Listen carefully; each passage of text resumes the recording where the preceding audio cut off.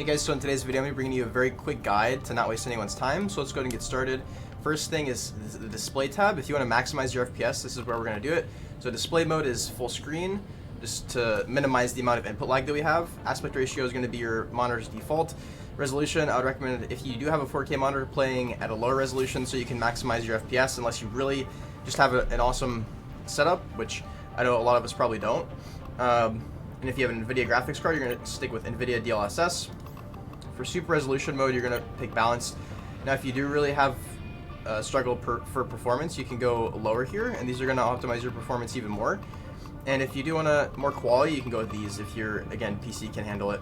Super resolution sharpening, I have it the default, which is 80. If your screen, if you notice it looking not very sharp, this is a setting you can turn up. If you need more FPS, this is definitely a setting you can turn down for a lot more FPS, although it will significantly impact how your game is going to look. Frame generation mode is off. Low latency mode, I always turn this on in every game that I play. It definitely has a slight improvement in terms of your FPS. Brightness is 50, so if your game is not bright, you guys know what to do. Limit FPS is off, so we don't have a capped FPS. We have show FPS on. We have network stats off, although this might be good to turn on. You can see certain things. I'm actually try that out. VSync, you're gonna have off. And okay, so here's the meat of this stuff, right? So you're gonna wanna start here, low quality SSGI, screen space reflections. From what I understand, this definitely increases the amount of FPS you'll get over this one. And so for a lot of these guys, like mini game, or not like mini games, but like some games, these don't have huge impacts. But I would recommend overall, if you wanna optimize your performance, sticking with these. So I'm not gonna go through each one of these individually. The ones that are on low are going to significantly impact your FPS more, and the ones that are on high are not going to impact your FPS as much. So if you do want to squeeze out every FPS you can get because you really need it and you're on a really old PC, I'd recommend just turning all these down to low. I was playing all day yesterday on low, full low settings, and I didn't care. Like, it's just nice to have the extra FPS. So if you guys have any questions about this, let me know. But we're going to go ahead and move on to the next tab, which is audio. So again, you guys can read. I'm not going to go through all these. You guys know what to change here if you need to change that stuff. But make sure your playback mode is in setting, or is in headphones if you're using that. If you can't hear something and your output device is wrong, you're going to want to change that in the Windows settings. So make sure you go to your Windows settings and audio and check your different default audio options and make sure that's on. The other thing is input device, same thing here, right? If our input device is not right, people aren't going to be able to hear you, so make sure that you have that. I only have one option, unfortunately, here. And also, you're going to want to have push-to-talk on. For most people, some people like open mic, but I would highly recommend push-to-talk. And that's pretty much going to be it here. There's combat mix. I'm not going to go through this right now. This looks a little more in-depth. So if you want to go in-depth with it, you can do that. But if you also want to have your keybinds here, you can go to controller for push-to-talk. You can go to communication. And push-to-talk is going to be right down here. I just changed that. Now, something worth noting here, guys, is you can change settings of specific heroes, just like Overwatch, and just like, I don't think you can do that in Valorant actually, but if you go to all heroes, there are many characters in this game. You can select one, and you can change their individual settings. I'm not going to go through each of that right now, I'm just telling you that you can do that. I found my mouse sensitivity. If you guys want to find your perfect mouse sensitivity, what I'd recommend is putting your mouse on the left side, lining the left side of your mouse with the left side of your mouse pad and doing a full swipe.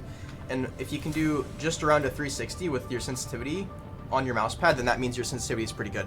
You want it to be a little quicker in this game, so a little over 360 degrees, maybe like 400 degrees, because in a game like this, with a lot of the characters, you're going to be looking around a lot. It's just like Overwatch, you're looking around a lot. You really want to have a higher sensitivity than just a 360 in a game maybe like Valorant, where you're not always looking around like crazy unless you're entering or something like that.